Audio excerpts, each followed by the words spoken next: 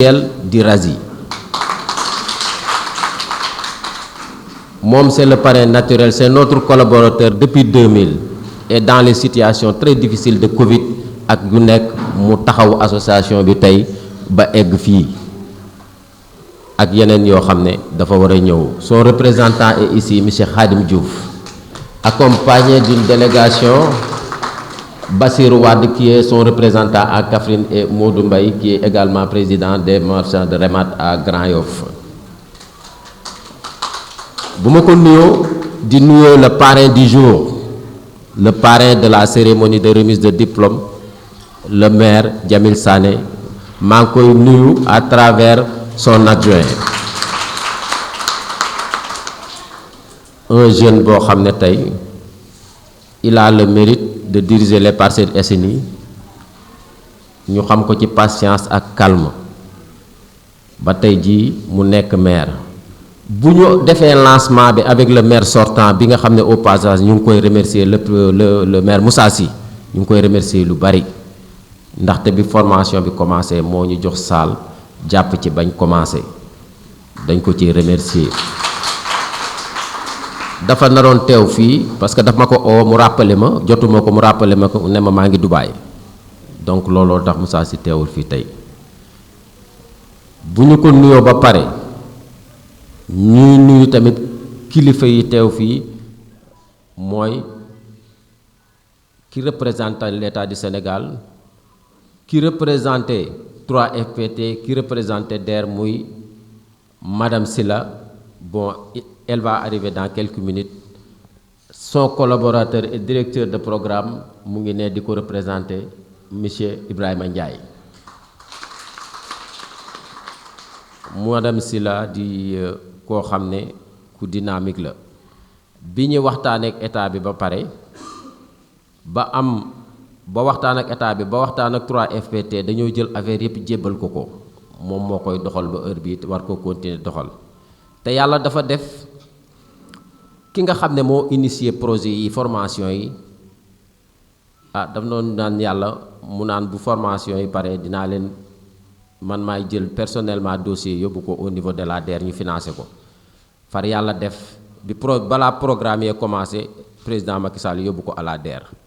donc mu yaakaar boo xam ne tamit dafa judduwaat ñuy remercier la directrice, la nouvelle directrice de DER à travers Madame Silla kooku nga xam ne tey mooy Mame Abi Sey.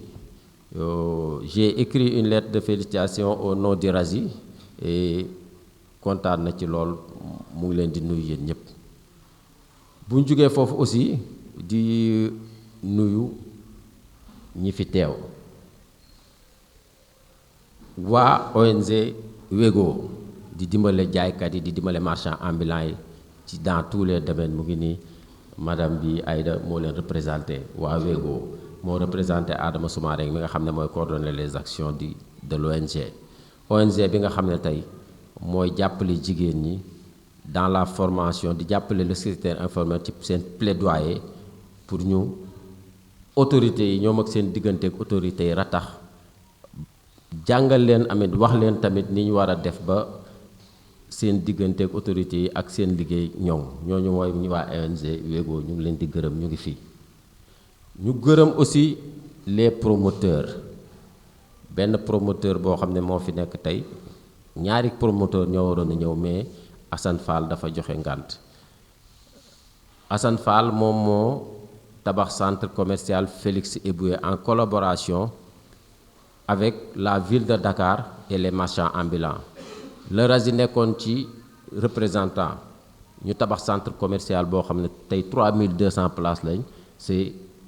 sous Khalifa Sall tey ville de Dakar moo ko tabax pour les marchands ambulants te mu ngi ne di continuer et centre commercial boobu centre commercial yi gën a rëy ci Afrique la bokk donc muy une grande réussite ñu ci remercier le maire Khalifa Sall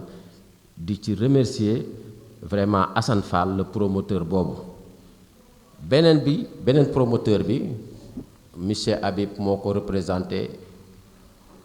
mu ngi nii toog moo représenté monsieur Ali Diallo. Monsieur Ali Diallo nekk promoteur bu mag boo xam ne tamit recasement marchand ambulant yi daf cee sonn 3500 cantines yi nga xam ne sous le régime Wade marchand ambulant yi amoon nañ ko donc Ali Diallo moo nekkoon promoteur yi nga xam ne moo ko doon assuré moom ak yeneen promoteur mu joué ci rôle boo xam ne rôle bu mag la mu nekk tamit benn promoteur boo xam ne président Ali Diallo dañoo nar a encore liggéey ak moom dans l'avenir au niveau du RASI parce que avec lii ñu jëbal dëgmal nii mbedd mi xat na te état bi dina def ay changement mais ay waxtaan lay doon ay waxtaan concerté ba nga xam ne marchand ambulant yi ak jaaykat yi ak le secteur informel kenn du leen sonal donc maa ngi remercier seen présence monsieur Habib représentant de Ali Diallo donc di nuyu aussi ñi fi directrice bi nga xam ne représentant directrice ci madame Aw bi nga xam ne moo yor centre de SEDAF bi nga xam ne fa lañ doon defee formation bi mu nga ne Mati Ndiaye la moo ko représenté bu ñu paree am na un jeune qui est derrière moi aussi c'est monsieur Saïb c'est le chargé des jeunes de président Samuel Sarr donc une forte délégation boo xam ne Khadim Diouf moo ko jiite bu ma jógee foofu nag di ñëw sama naataangoo yi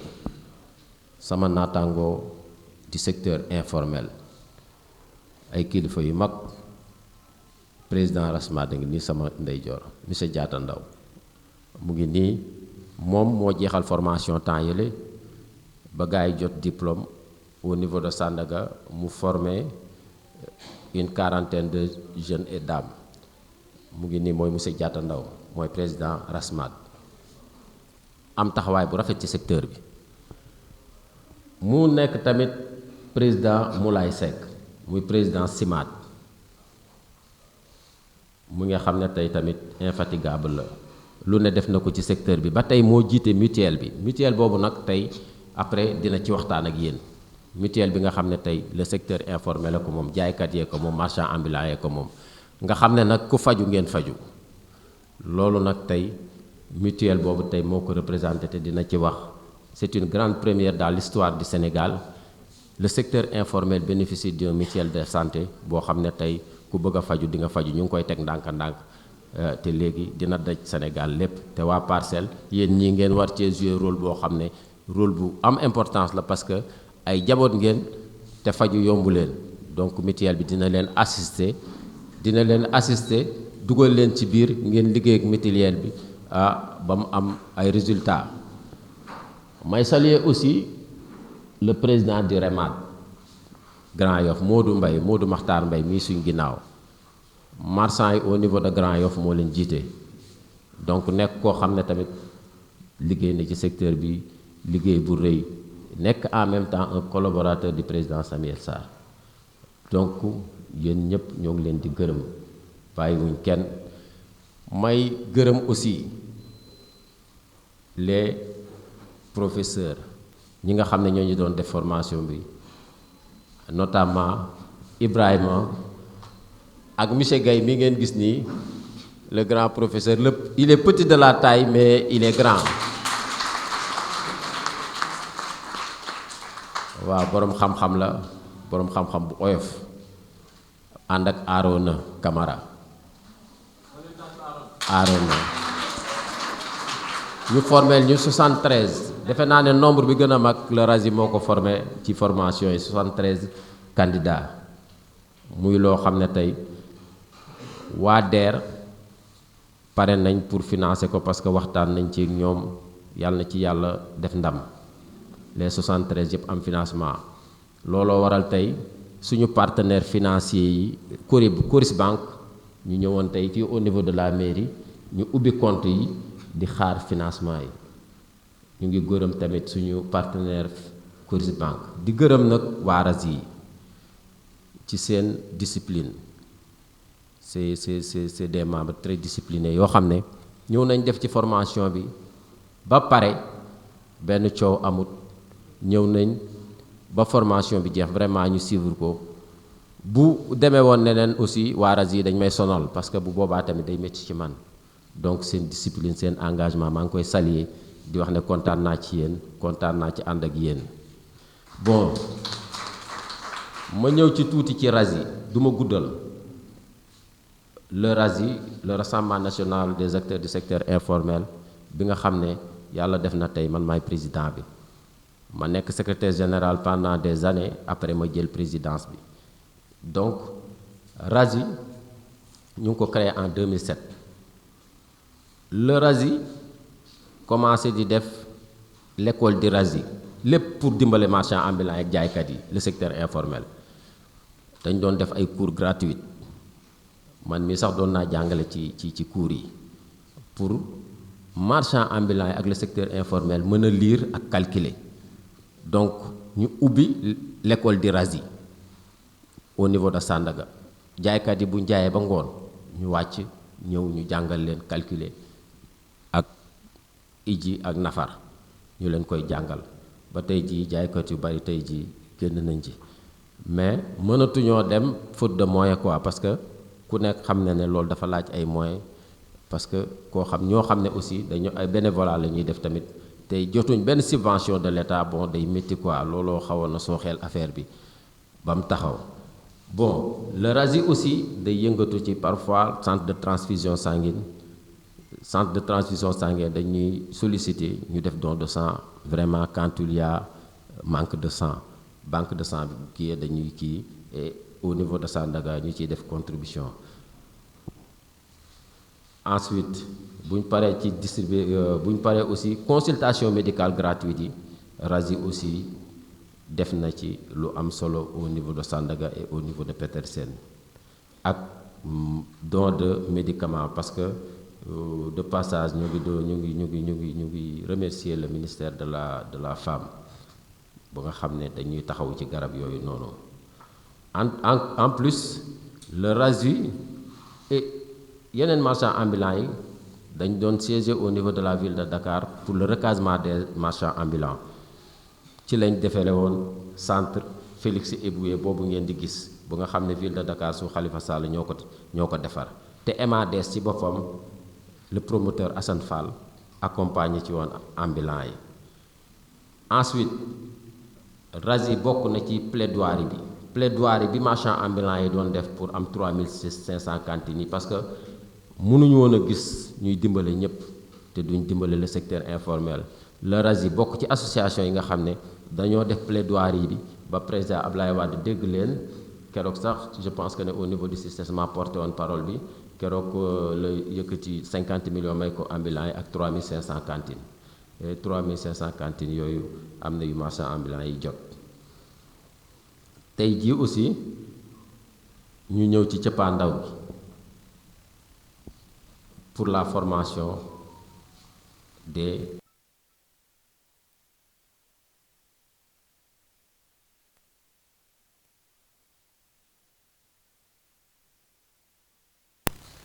donc RASI jàpp nañ ne 2000 membres dañoo bëggoon def grande mobilisation mais affaire yay jéem koor gi di ñëw mais on allait faire ça au CICES parce que waxoon nañ ko ba pare mais yàlla def na aussi ñu xalaat ne parrain bi aussi l'état continuité la comme mairie bële moo defoon lancement bi loolu tax ñu indi ko ci mairie bi cërale ko maire bi mu nekk le parrain vraiment de cette remise de diplôme le monsieur Jamil Sané te son représentant nekk nii toog waaw. maa ngi leen di nuyu ku ci nekk ci turam ak santam di leen remercier ci kàddu bi ma jox man ma ñëw teewal fii ki ñuy wax le président Samuel Sarr ànd fekk délégation bi nekk sama ginnaaw je commencerai par Bassirou Wade muy notre responsable au niveau de Kaffrine jël ko ci Modou Mbaye muy moom mu ñuy woowee l'infatigable dans notre parti ak Saïb le responsable des jeunes ak Djili Fall ak gars yi fi nekk ñëpp tey nag boo gisee ma teewal fi Samuel wax dëgg yàlla moo fi bëggoon a ñëwal boppam mais yàlla dafa def nekkul ci dëkk bi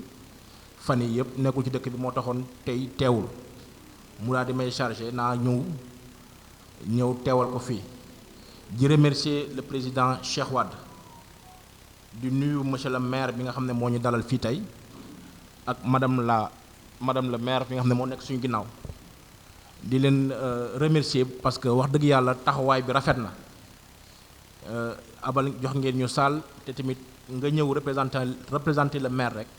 ça je dirais que ne loolu benn kii bu mag la. di remercier encore une fois de plus le président Cheikh ki nga xamante ni bon dafa nekk kenn ci président Samuel Sarr moo tax lépp lu mu xewle rek Samuel dina ci def lu mu mën ak lu mu mënul wax dëgg yàlla moo taxoon tey man mi sax waru mu fi woon nekk ndax ma waroon voyager mais le président daf ma woo bëkki démb ne ma loo mun def na nga ko bàyyi ba teewee mbir boobu nga doog a doxi say mbir moo tax ma ñëw fii di rafetlu bu baax initiative bi parce que je pense que genre formation yi moo manqué ci dëkk bi tey état du Sénégal même bu bëggee wutal nit ñi liggéey sax te nit ñi amuñu yenn formation yi je pense que du dem yaakaar naa nit ki balaa nga koo jox liggéey foog nga mu am yenn formation yi xam ci li nga ko jàppale mu xam fu mu koy dugal je pense que lii nekk na la une très bonne initiative di leen ñaan rek di leen ñaax rek mu bañ a yem fii aujourd'hui vous avez commencé par 73 demain na ngeen gën a yaatal affaire yi même bu fekkee dañ ko délocaliser ko jëlee ko ci yenn régions yi ba ñëpp mën see jot mu daj loolu mooy li nga xamante ni kàddu yu néew la yu ma yokk lu ma waroon a indi ci yokk ci teewaay bi sama teewaay fi ñu tey di leen remercier bu baax di leen encourager di leen wax ne tamit bu leen xaddi maanaam nekk formation yi gën a bëri incha allah bu soobee yàlla Cheikh xam na le président Samuel Sarr la mooy mébétam mooy dimbali doomu aadama à travers yeneen ak yeneen donc yooyu mooy kàddu yi nga xamante ne dama ne woon dinaa ko ci yokku tey di leen remercier bu baax di leen baalu àq tamit ci kàddu bu fekkee gudd na vraiment maa ngi leen remercier bu baax Cheikh. man maa ngi tudd Aïda Ba nekk juriste fiscaliste bokk ci kuréel bu saytu Afrique de l'Ouest ñu koy wax ATAF di yëngu ci boole ay experts fiscal ak administration fiscale de l'espace UEMOA mais également aussi di fi représenter benn ONG bu ñuy wax WIGO benn ONG internationale la boo xamante ni mi ngi yëngatu ci wàllu secteur informel waaye balaa may dugg ci loolu damay njëkk nuyu monsieur le maire ak ñi nga xamante ni ñoo ma invité tey muy Cheikh Gawane mi ñu invité ci cérémonie bi et les différentes représentants yi nga xamante ni ñoo fi nekk ak sama partenaires yi nga xamante ni yàgg nañu liggéey ak moom lu ci mel ni que Moulay Seck ak Diatta Ndaw mu nekk président RASMAT bi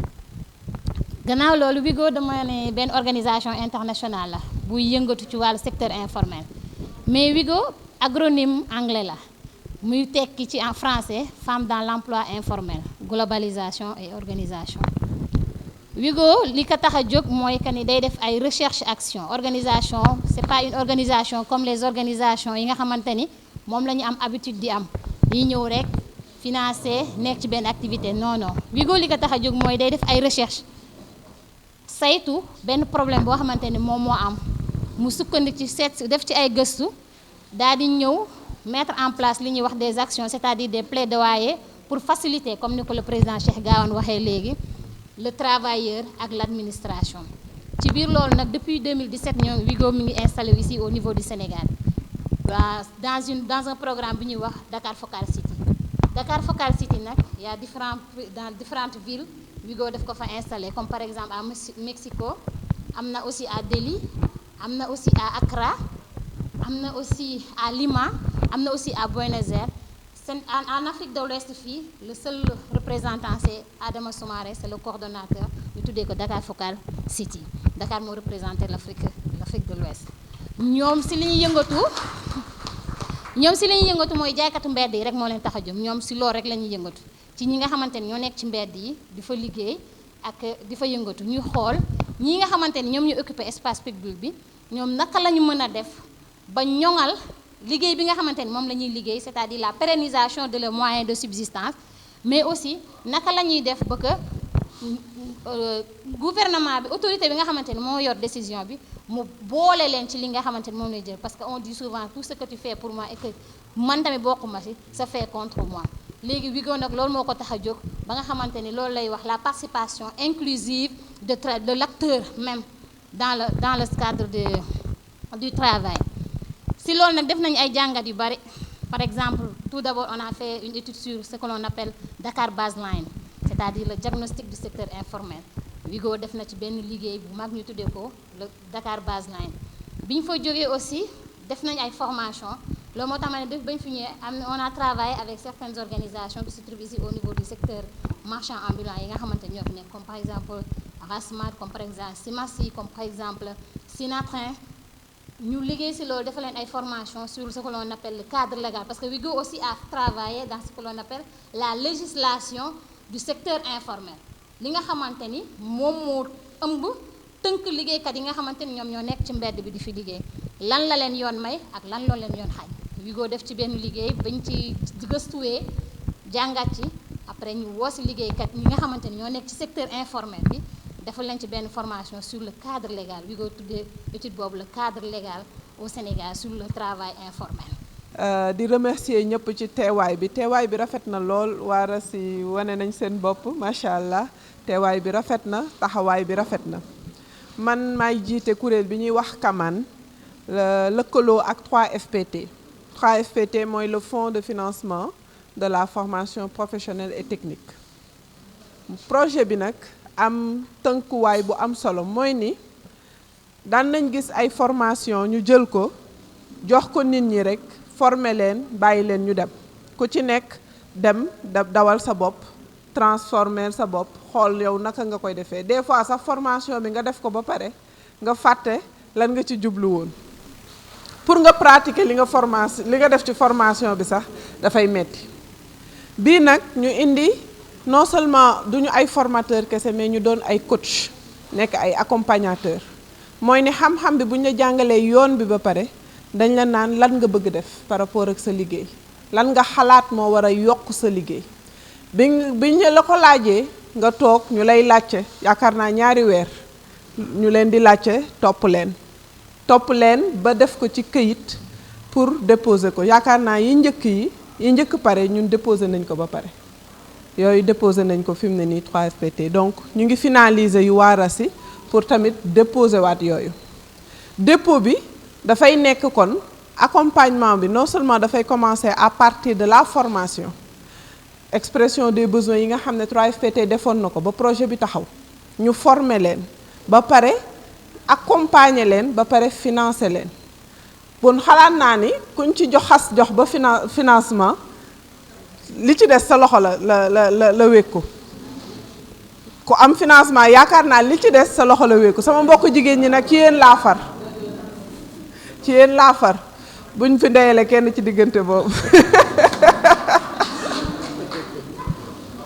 dama mën tooñ mais ba tey day làq dëgg parce que femme ñun jigéen ñoo gën a doon entrepreneur au Sénégal en termes d'entrepreneuriat booy xool les femmes ñoo gën a doon entrepreneur parce que kiy jaay gerte sax entrepreneur la ci koñ bi ki nga xam ne mi ngi yeewu di jaay jënit entrepreneur la mais niñ koy defee loolu moo des ndax entrepreneuriat boo commencé tey di am 2 téeméer di am 3 téeméer war nga xalaat ni fii ak at war naa mën a am 2 junni 2 junni yooyu war na mën a doon 20 junni war nga mën a xam tamit fan ngay jaar ba yegg ci 20 junni yooyu ba mu yegg million te loolu bés boo ko tàmbalee nga ko war a xam ñun nag dañ lu ci bëri ci li ñuy taxawal dañ koy def pour jàppale kër gi rek waaye duñu suqali li ñu war a def ci ginnaaw léegi nañ jàpp ci kër yi suqali fële su ko defee ñaar yëpp su booloo kër gi gën a neex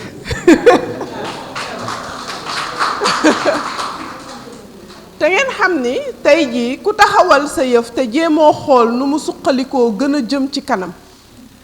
nga bàyyi société bi suñu société ni mu demee dafa metti rawatina ci jigéen ci pression yi ñuy subir ci jigéen gi ñu doon ci goro ci njëkke ci lu bari mais dafa jot tey ñu ngi ci 2021 mois de mars 2022 comme yokk na ci benn at donc léegi man tellement dellu dem 2023 donc ñu ngi ci mars 2022 loolu mooy ni lii ñuy wax ni am na ñeneen ñu ko daan wax balaa ñun fanweeri at ci ginnaaw 20 fukki at ci ginnaaw fukki at ci ginnaaw ba ren buñ ko waxaat juróomi at yi di ñëw jigéen ñi yaakaar naa ni surtout ñi subir formation bi bëgguma ñëw fekk ñaar fukki junni ya ñu am rek ñu yem ci ay millionnaire la ñu war a doon bay jàngalaat yeneen jigéen.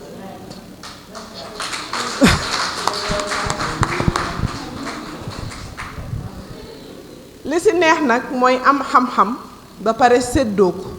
séddoo mooy lan kuréel yi ngeen di bokk ñeneen dinañ ñëw ndax wërsëg bi ñëw na ba pare mooy ni xam-xam bi jox na leen ko financement bi ab dolli la ñeex la rek mais xam-xam bi déjà ku ko jëfe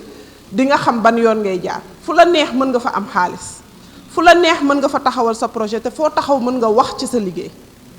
léegi nag li ci des mooy ñeneen ñiy ñëw di bokk RASI kuréel bi di war a gën a yokk naka li ngeen jàng naka ngeen koy séddalee ak ñoom ba ñeneen xam marché bi yaatu na xam nga ñun entrepreneur Afrique dañuy foog ni suñu bu dee man kese may joxe ay formation keneen ku ko am daf may yàqal te ñu ngi doon fukki million ak juróom benn maanaam mënuma fee former fukki million ak juróom benn sénégalais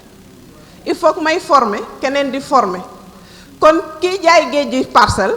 keneen ki di jaay beneen ruq ba beneen koñ ba parce que mënoo daj fépp kon bu ci ñëpp xaj nañ ci léegi nag ku ci nekk ndax soble ngay dolli wala dara na ngay defaree sa mbir ba nga xam ne ñu ci bari ci yow la ñuy ñëw ci yow la dépendre mais teewul li ngay séddale yàqalul sa liggéey dara kon li ngeen xam séddale leen ko ñeneen ñi ñun kamaan man bokk li ma gëm mooy ni nit ku nekk ak foo mënti nekk nga jàngoo école ab dolleeku la mën ko baax na mais jàngoo war nga mën a gëm sa bopp liggéeyal sa bopp tekki ci te jëriñ ci ñeneen ñi tekki bu yem ci yow kese du tekki te jëriñ ci ñeneen ñi moo am solo jëriñ ci ñeneen ñi nag du mayee jën jàngal ko napp gën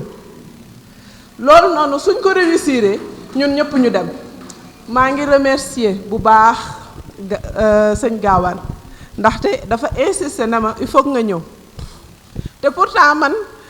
moom personnalité la am na ay réseau relation sama jaam bi nekk fii sax man amaana bu doon man kese du ñëw danaan kooku moom lu ma koy doye donc mu yëg ma ba insister pour ma ñëw loolu noonu amuñu seen fay keroog njàggul matul weer waa Rasmat ñoo ñu invité sagal ñu te ñun formé dong lañ ci am liñ ci lii yëpp nit yi di ci wax yëpp bénéfice la ñëw gi ñu ci ñëw ñu ñuy wax ñu filmer ñu photo ñu wax ci bénéfice bu ngeen ñu may la ñun kamaan yéen yaa leen ñu ko delloo te amaana mënoon na leen ci bañ a fekk donc ma leen di sant bu baax di leen gërëm te xam ne lépp loo te di leen assurer ni lépp loo xamante ni war nañ ko ci def war nañ ko ci wax dinañ ko ci wax programme bi tàmbali na mais programme bi dafa commencé nekk programme phare au niveau de 3FPT ñu bugg ko suqali pour que ñeneen bokk ci te loolu noonu yaakaar naa yéen ngeen réussir mooy gën a dëgëral genre programme yooyu au niveau de l'État ak au niveau des autorités ma leen di jaajëfal jërëjëf monsieur le maire merci beaucoup. salaamaaleykum wa rahmatullah maa ngi nuyu ñëpp ku nekk ci turam ak santam di kontaan déjà ci invitation bu ñu waa RASI invité nuyoo bi nag maa ngi koy commencé ci monsieur le maire nga xam moom mooy kilifa fii nii jaarale ko ci waa RASI jaarale ko ci personnalité yu toog fii yëpp yu nga xamante ne depuis 2010 ba léegi ñu ngi ànd ak ñoom muy Moulay muy waa RASI ak waa Grand Yoff ñoom ñëpp ñu nekk ay marchands ambulants yu nga xamante ne dañoo mus a actif tey boo leen gisee tey ñun ñu accepté ñëw fii nii ci di représenter promoteur yëpp c'est parce que ñoom dañoo yàgg gis seen engagement ak seen détermination loolu nag ñun toog nañ ak Ablaye Wade ba sonn du benn du ñaari yoon mu leen koy wax ne ñii dañoo am détermination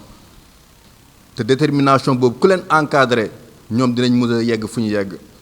tey jii nag lii wane na ko parce que tey jii ñoom bu ñu demee ba ñoom am def benn prise de conscience xam ne tey jii lépp lu ñu leen mës a jox ci engagement ci financement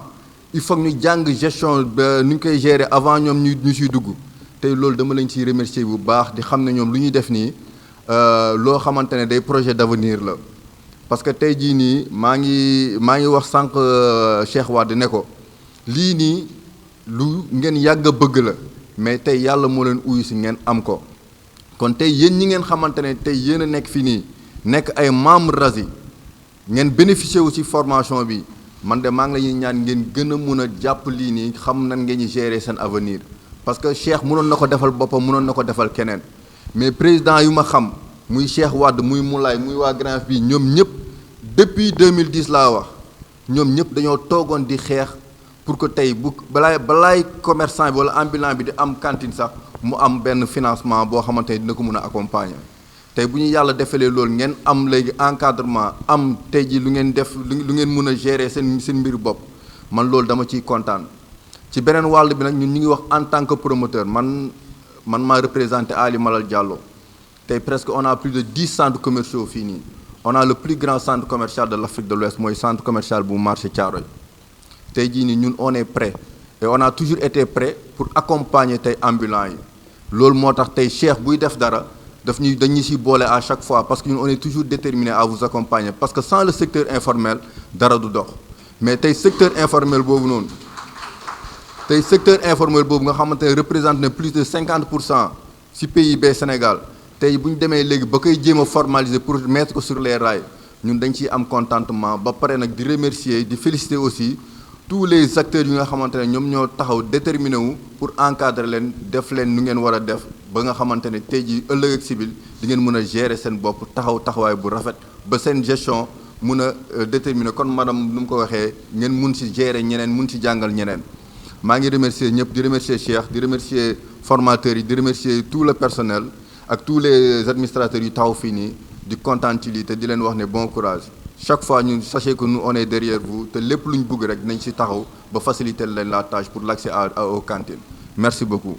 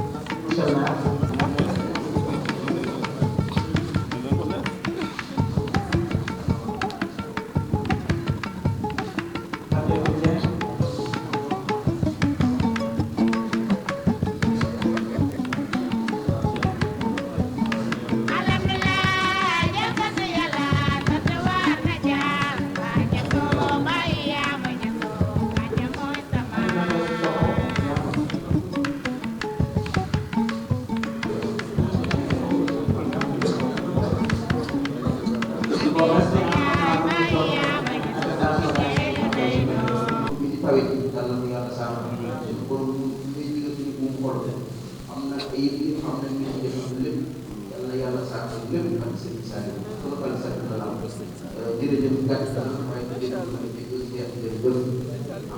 moom naa ne xel set na kenn ku si nekk ñu ñaan fàjjal kala ko xam ne ñaan ci yàlla di gisu yàlla mottali ko di nuyu monsieur le maire di ko wax koy ziar di ñaan yàlla ñaan fi yàlla